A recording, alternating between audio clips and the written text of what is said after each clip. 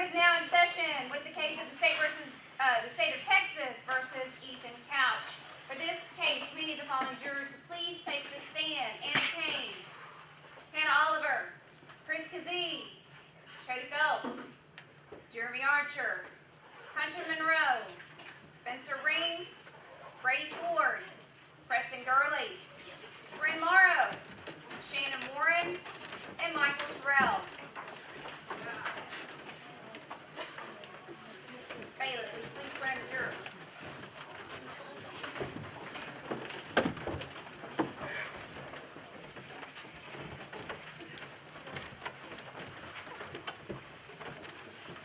Will the jury please stand and raise your right hand? Do each of you swear that you will fairly try the case before this court, and that you will return a true verdict according to the evidence and the instructions of the court? So help you God. Please say I do. I do. Is the prosecution ready? Yes, Your Honor. Is the defense ready? Yes, Your Honor. Yes, Your Honor. The prosecution may begin with opening remarks.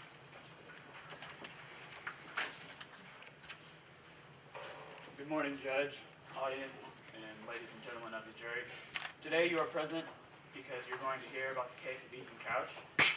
Ethan was a young man, 16 years old, and he sold alcohol from Walmart and consumed it, driving under the influence and killing 4 people and critically damaging 2 others. Today you're going to hear a lot of things from the defense about how this murder is justified, but I'm glad to stand and say that it is not. This is not how our law works. As many of you know, our 16th President of the United States, Mr. Abraham Lincoln, is carved into Mount Rushmore, and this is because honesty lasts forever, and we wanted to carve him into a mountain to show his recognition of being honest all the time. And I would like you as a jury to be honest with yourself this morning. If that was your family that got killed by a drunk driver, would you want him to serve jail time, or would you want him to just have probation? Thank you. Does the defense have any opening remarks?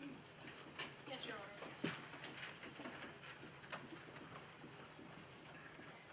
Good morning, Your Honor, and ladies and gentlemen of the jury. I'm Nicole Scott, and I'm here today to defend Ethan Couch in the state of Texas. From the prosecution side, you're going to hear a sad sob story about how Mr. Boyles lost 2 of his family members. Mr. Boyles is not a very relevant person in this case, and we will be providing you with the cold, hard facts of how Ethan Couch is innocent and just a young boy not knowing any better. You're going to see how he was influenced wrong and that he didn't do what was, like, he is not guilty of intoxication and manslaughter. Prosecution will call its first witness. Prosecution calls to the stand Eric Boyles.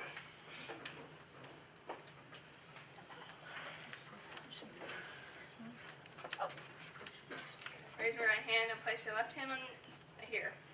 Do you promise that the testimony shall give in the case before this court shall be the truth, the whole truth, and nothing but the truth, so help you God? I do.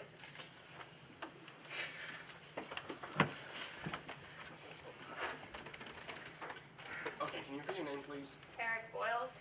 And what relation do you have to this case? I am the husband and father of Holly and Shelby Boyles, who both got killed during this accident. Okay. Some people state that he can't really remember it and he was never really taught right from wrong because of a certain disease. Can you name the disease? Affluenza. Do you think affluenza could have actually affected this case? No, sir. What do you think could have affected this case? I think the wealth of Ethan Couch's parents definitely affected this case. So you think that if he wouldn't have had as much money, the defense wouldn't have been as strong?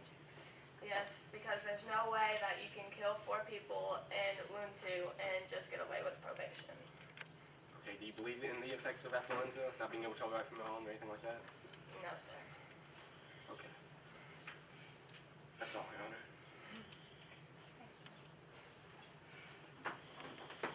Does the defense have anything further? Yes, Your Honor.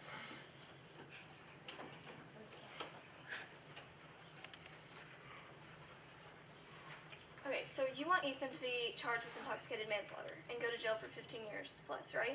Yes, ma'am. Okay, so I think it'd be beneficial for rehab because it's been proven that rehab will help Ethan be taught. And actually, the rehab facility that we are going to send him to has a 95% success rate.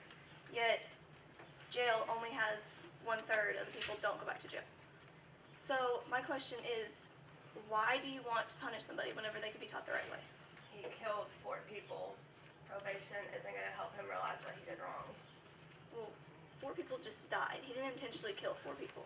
But he was drunk as well. It's true. Okay, do you know what exactly happened with the crash that night? Can you, like, describe it in detail for me? No, ma'am. So, what you're telling me is that you don't know what happened. Somewhat. Well, can you explain to me what you think happened? Okay. Ethan Couch was driving over 20 miles per hour over the speed limit while intoxicated. And he crashed into several cars, killed 4 people, threw his best friend out of the tailgate of his truck and paralyzed him. And where did all of this happen? I don't know. You don't know. No. That's funny because it actually happened in front of your house. So, do you know where you live? No. You don't. Okay, so did you see this happen? No. So you're a witness that didn't truly witness anything. No, there was really no other witnesses of the Well- accident. Actually, there were 2 other people in a different car that were parked in the driveway next to yours that saw the entire thing go down. So, Okay. you just overlooked them? I guess I'm the witness. I don't pick the You're- witnesses. You just said that you're a witness that didn't witness anything, though. Okay. Okay. So you don't really play a big role in this incident, correct? Whatever you want to think. Well, did you know if there were any adults in this car? My wife. No, in the car that crashed into. Oh, You're no. right. There weren't. There weren't. See, Your Honor, I've got evidence here that states there was. May I submit that? Yes, please. Okay. It is actually the crash report, and let me find your copies. Okay, right here. See, the crash report tells us exactly what happened, where it happened, when it happened, and who all was a part of it. And according to this crash report, it says that a man by the name of Avery Rich, he's 19 years old. He went with these people and he let them drink, he let them drive, he let them steal alcohol. Why don't you want to punish him? Why do you just want to punish Ethan whenever he's a kid? I mean, I guess you could punish him too, but Ethan Couch still did it. Under the supervision of an adult. Shouldn't an adult be held accountable for his actions? Yeah, so should a 16-year-old boy. But the 16-year-old boy, by law, is not considered an adult. So he cannot be held to adult standards. And actually, I've got, under the state of Texas, I have can I submit this as evidence too? It's the law stating how old you must be to be considered an adult. And it states that you have to be 18 when this Avery was 19. So explain to me why it is that you don't want to punish an adult, but yet you want to punish a minor who was under the supervision and influence of an adult. I don't know. Okay. I'm done. You're over. No more questions. Anything final from the prosecution, or do you rest? All right. Seated. Okay. Is the defense ready with its case? Yes, Your Honor.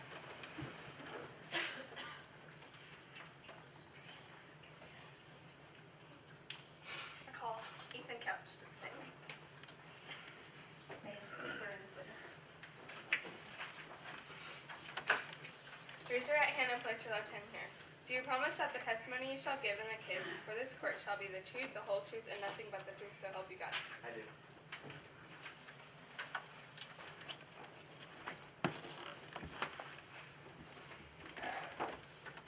Okay, Ethan, may I approach the witness? What happened on the night of June 15th, 2013? I was having a party at my secondary home when one of my female friends had asked me to go pick her up some supplies from Walmart.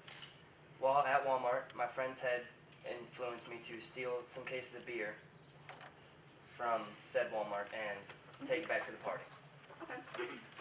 Your Honor, I have proof that what he says is true. May I submit this? Yes.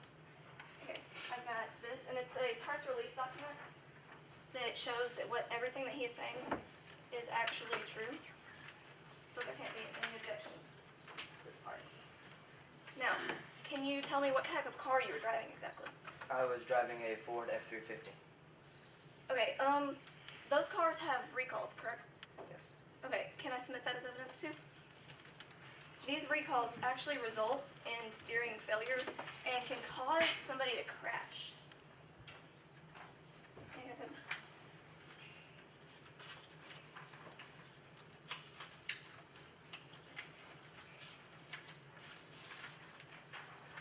so, whenever you were driving, can you explain kind of a little bit about the car? Like, did it seem to have trouble with shifting? Actually, it did. While we were driving back from the Walmart, the car seemed I had lost control of it, and the steering wheel wasn't functioning properly.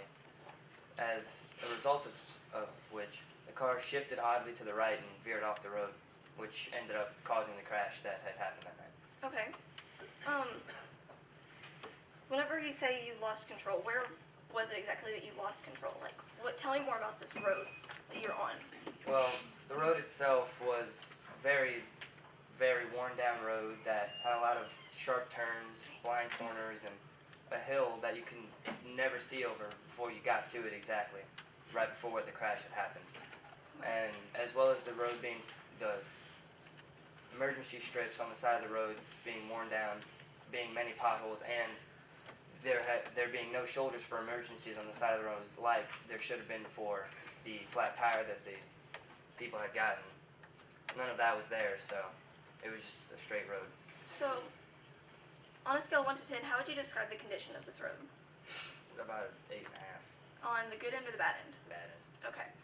So, can you explain exactly how the crash went down? Like, where everything was placed, what time everything happened, who got hit where, all of that. Can you explain that to me, the jury, obviously the defense, since they don't know that much about it? Absolutely. While we were driving down the road, we came to a blind hill around the 1500th block of the Burleson Rudder. And while we were topping over the hill, like I said, my car had veered up. Is it a blind hill? Blind hill, yes. You can never see over it until you're actually over it. Okay.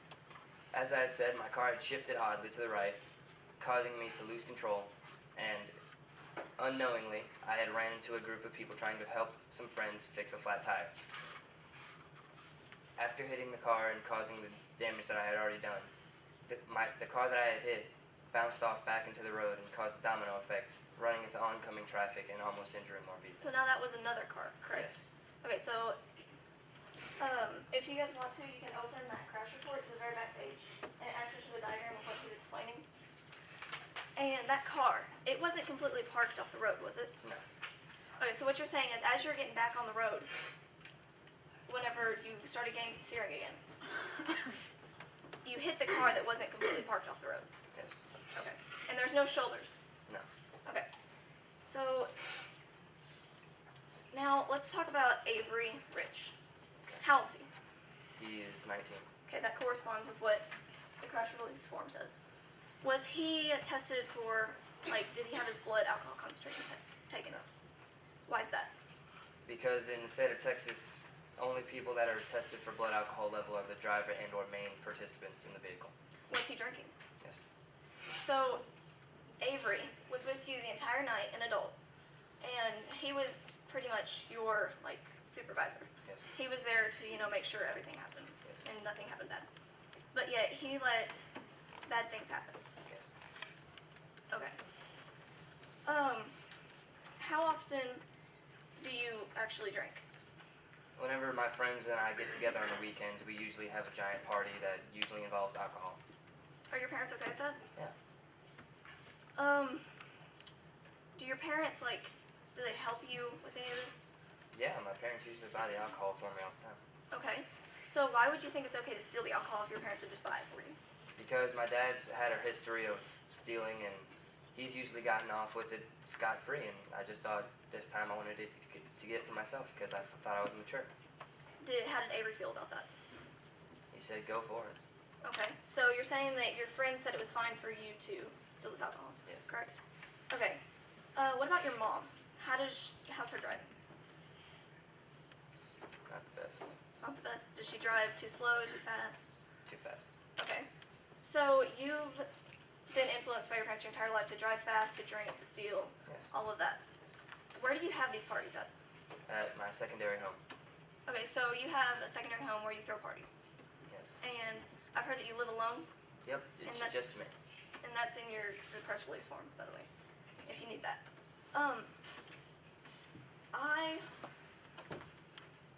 want to know, how often do you apologize for things? I honestly don't feel like I need to apologize for most things since I don't feel like they cause much damage to other people. Okay, Your Honor, these questions that I've been asking about drinking and his secondary home, they all go with a document that I'd like to submit, and it's over affluenza. It's by a woman named Sanaya L.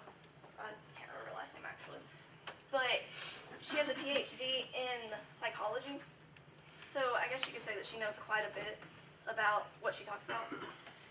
And she says that whenever someone is subject to influenza, they can't really tell right from wrong because they've been taught wrong their entire life. So, Ethan, how do you expect you to be held accountable for something that you didn't know was wrong? I don't. Okay. I have no further questions. Anything further from the defense, or do you rest? Oh, sorry, that's not good. Prosecution, anything for the witness?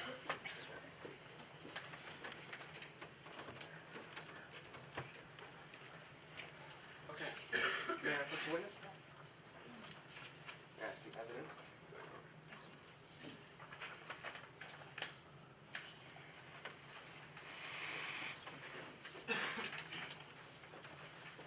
Mr. Ethan? Can you tell me who this person is? I can have. Yeah, that's fine. How about this person? Huh? What, That's it. I let him. Okay. These are the 4 victims that Ethan Couch killed without a second thought. He got in the car, he just ran. Can you call the crash for me again, please? I was driving down the road with Burleson Rudder when I came upon the blind hill that you can see nothing over or past until you get on top of it. While I was coming up to the hill and guiding over it, my car had veered oddly to the side of the road that the people that you showed me were trying to help fix a flat tire. My vehicle had not only ran into the group of people, but also into another vehicle that had domino affected back into the traffic that was oncoming. And your car is supposed to be recalled, correct? Yes. Well, I'd like to show some other witness. This recall notes that this is intervalling shifting the gear without the brake pedal being pressed. It states nothing about it being off with the user doing anything. You care to explain this? Or I had no idea of why they had called the recall. I just know that my vehicle was not fully maintained properly. do you expect that to be the victim's fault? Or I expect it to be the maker's fault. did you have any type of drugs or anything in your system?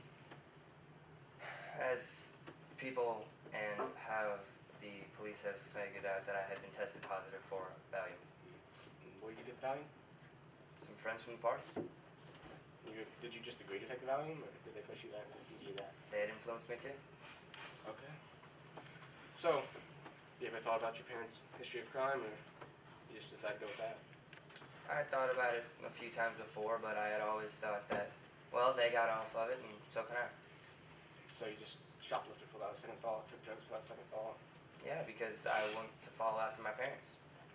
I'd like to ask another thing. You didn't apologize for any of this, did you? Why would I need to? Because it's just a vital crime, and you showed no remorse, as Eric Boyle said. I was under the influence, as you already know, and I'm very positive that other people that are under the influence, like I was, don't really have full control over what they're doing. Did you ever apologize to either of your friends? No. When you put in a brain dead coma and severely injured the other one? No, I did not. I just make you sure. Anything further defense? Or do you rest?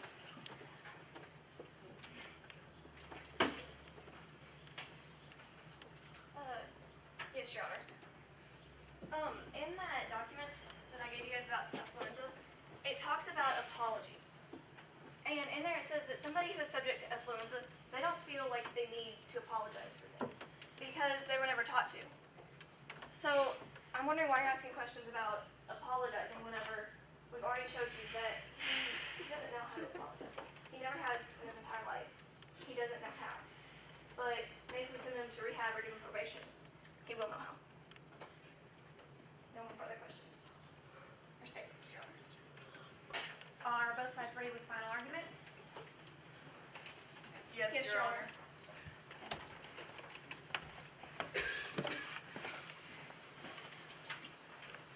Your Honor, ladies and gentlemen of the jury, let me first thank you for your time and attention this evening. Before you leave to begin your deliberations, please remember the testimony of Eric Boyles, the husband and father to the deceased.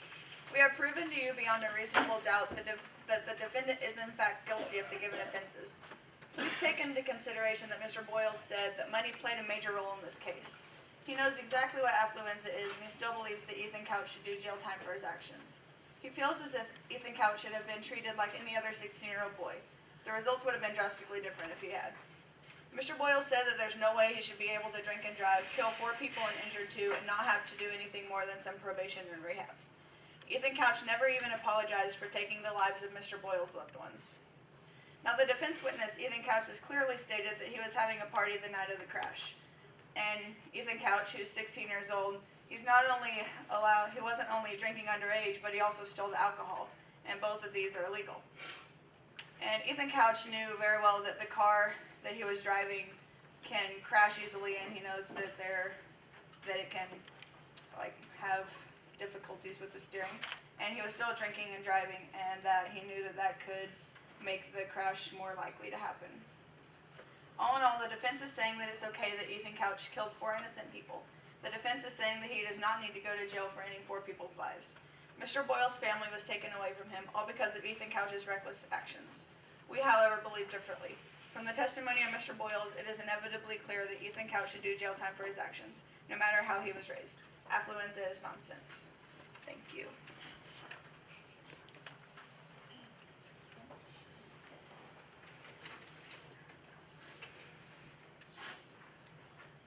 Okay. In all, we've shown you how Ethan's sentencing of over 15 years in jail, that's kind of preposterous. He is a 16-year-old boy who's been taught his entire life just to do bad. He doesn't know any better. So why would we want to send him to jail for something that he doesn't know was wrong? Why not teach him the right way and just teach him to be a functioning person in society so one day he can be a fully functioning citizen? He was with an adult, though. Why won't we punish an adult for something that an adult should know is wrong? Whenever we're trying to sit here and punish a kid for something he had no idea was wrong. On that night of June 15th, Ethan just happened to get into an accident while driving his truck that had multiple recalls upon it, may I remind you. Due to Walmart's lack of security, he was able to get off and steal some alcohol that he shouldn't have been able to if Walmart did its job properly. And he sent a car across the road due to it being not parked completely off the road. So there's so many things that just happen to go wrong. It's not completely his fault. You've got to keep this in mind. Whenever you go in there to do your little sentencing thing, you got to remember, are we trying to sit here and punish people for something that they don't know is wrong, or are we going to try to teach them to do right and allow them to become a fully functioning person in society? Any final words from the prosecution? Oh, sorry.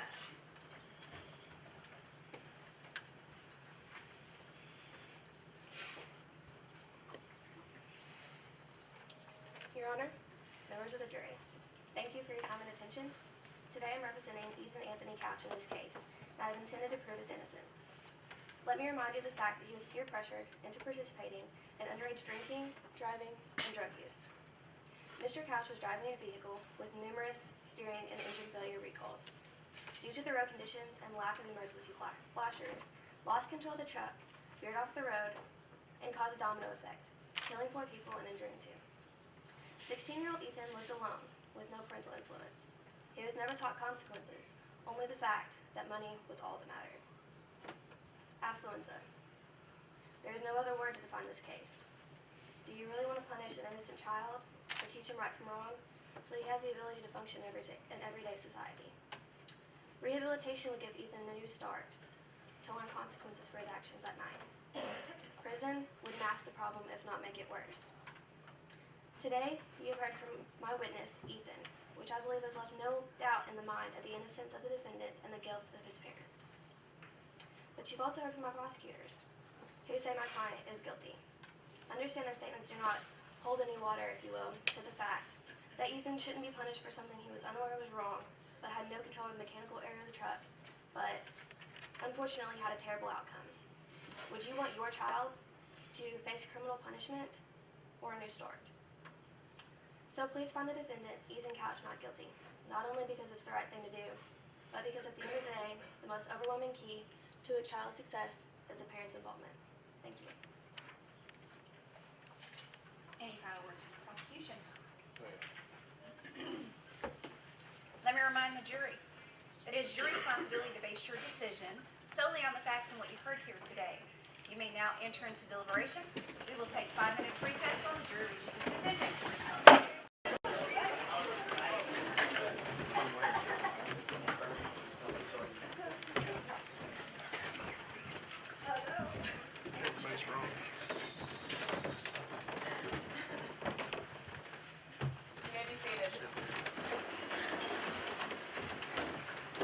Has the jury reached a verdict? We, the jury, find the defendant not guilty. The jury has